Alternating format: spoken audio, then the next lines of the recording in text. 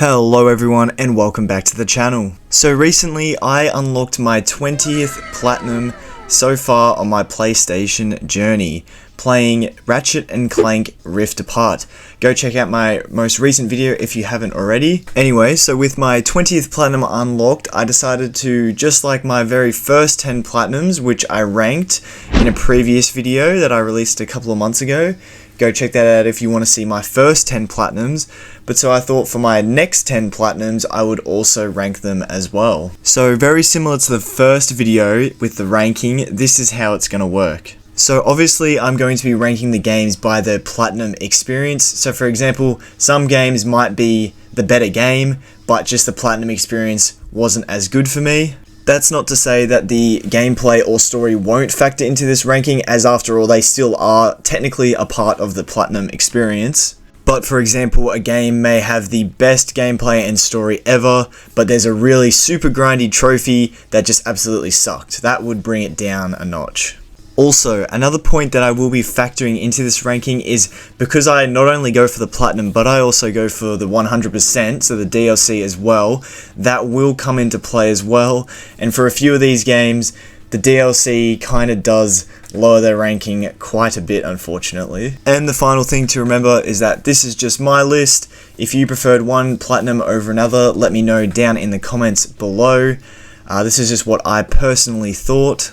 Also, none of these games that I platinumed are bad. All of these games I really enjoyed. It's just some were better than others. But I would definitely recommend all of these games to try and platinum in 100%. So without further ado, let's just get into the ranking. Number 10. Unfortunately, coming in at last place is Detroit Become Human. Originally, I gave this game a 7 out of 10 to platinum. This saddens me as this game is really good. I do love the story quite a lot for this game, especially because of obviously the branching storylines and the choose your own path adventure. Obviously the gameplay is a bit limited as it's mainly dialogue and quick time events, but this game still has a beautiful world to explore, and obviously it is mainly focusing on the story.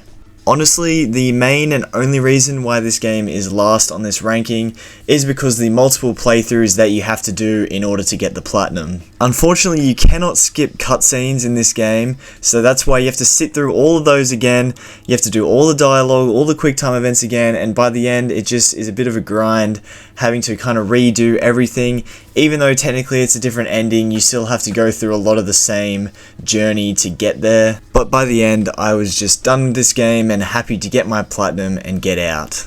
I would still highly recommend anyone play this game, even if it's not to go for the platinum, as the storyline is really thought-provoking and intriguing, and I think everyone can get something out of it. Number 9. In second last, I have chosen the Ratchet & Clank 2016 remake. Originally, I gave this game a 6 out of 10 to platinum. You're probably wondering why I've ranked this higher than Detroit Become Human when I gave that game a better score. Well, just like I said in the intro, this is one of the times where Detroit Become Human is probably the better game with the much better story, but the platinum experience was just a lot more annoying, whereas for Ratchet & Clank, it was very simple and easy and the gameplay was pretty fun. However, the platinum experience was still kind of rough in this game, as you have to do 2 playthroughs because of the challenge mode, which is a New Game Plus playthrough, and you have to get every weapon maxed out, including their mods and their levels, which does take quite a bit of grinding and playthroughs. Other than that though, it's a solid platinum, a solid game. Still recommend you try it out. It is quite fun with all the different weapons you can use, and yeah, just a good Ratchet & Clank experience. Next up is Horizon Zero Dawn. Originally, I gave this a 7.5 out of 10 to not only platinum but also 100%. Now this is kind of where we go up a tier in terms of the quality of the platinum experience. Horizon Zero Dawn is still fantastic, including the 100% as well. When I first started this game, things felt very slow and I thought it was going to be such a slog trying to get through everything, but by the end, I was just absolutely loving it. The gameplay is fantastic. The story is really intriguing. It's very good finding out the lore and stuff. But unfortunately, the reason it does rank this low is because it is quite a long platinum, and then also the DLC on top of that, it includes doing a New Game Plus playthrough on the hardest difficulty, which isn't too bad. As New Game Plus you keep all your weapons, but it is still another playthrough that you have to go through with. The Frozen Wilds DLC, on the other hand, was very enjoyable. I thought it was a fantastic DLC, and none of the trophies in there are too bad. So overall, a pretty good 100% in Platinum. It's just doing a New Game Plus playthrough can be quite annoying. Number 7. Next up is Zero Dawn's sequel, Horizon Forbidden West. Originally, I gave this game a 6.5 out of 10 to 100%. So again, you're probably wondering why I've ranked this higher than Zero Dawn when I gave it a worse score. Well, again, reflecting back on it, I think in the end I did prefer Forbidden West 100%.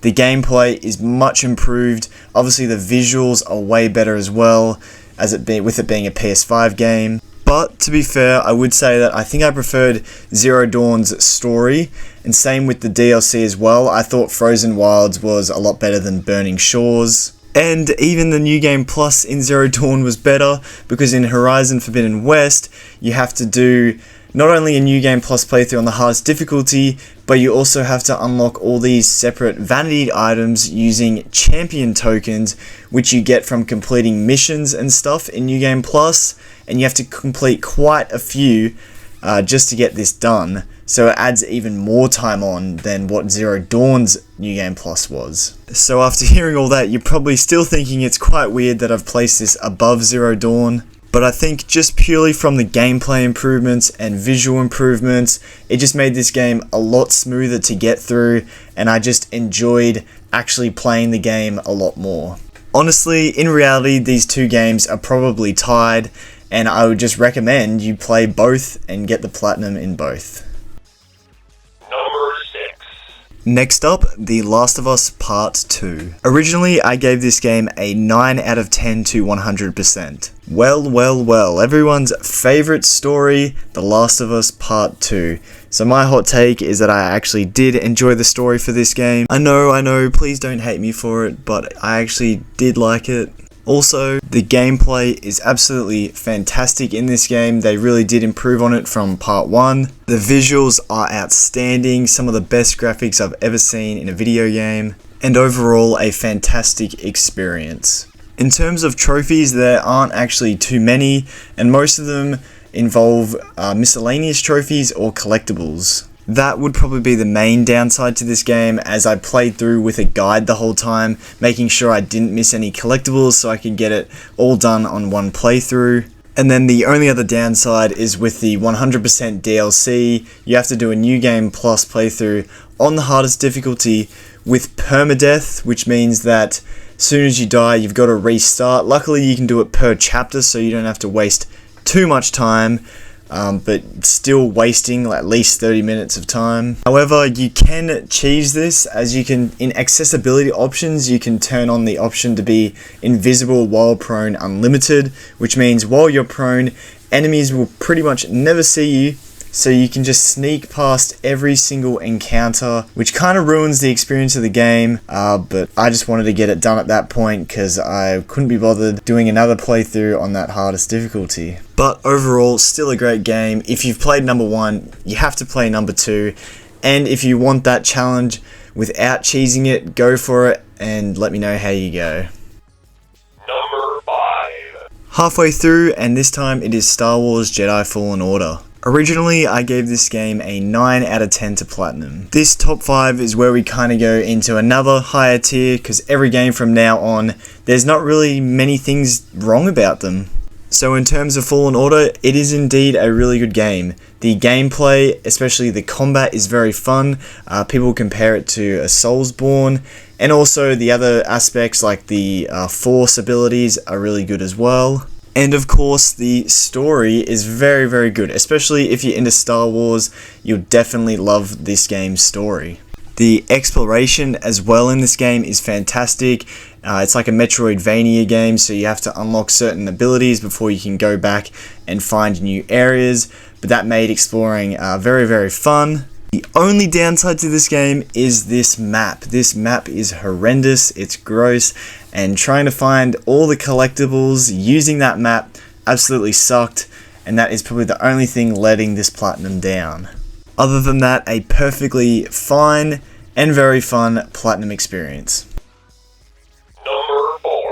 Coming in at number 4 is Uncharted: The Legacy of Thieves Collection. Originally, I gave this game a 9.5 out of 10 to 100%. Now, if you've been watching my channel for a while now, you do know I love myself an Uncharted game, and I do believe Uncharted 4 is the best Uncharted game in the series, and of course, the collection also includes Lost Legacy, which I thought was a nice little side story as well. But unfortunately, that is actually the reason why this game doesn't make the top 3 and comes in at 4th, because for some reason they decided to combine both games into one platinum instead of having separate platinums in the collection. For example, I did the Nathan Drake collection, which is the first 3 Uncharted's, and each game had its own separate platinum, even though it was part of technically the same installable game. Whereas the Legacy of Thieves collection decided to make the Lost Legacy a DLC trophy pack,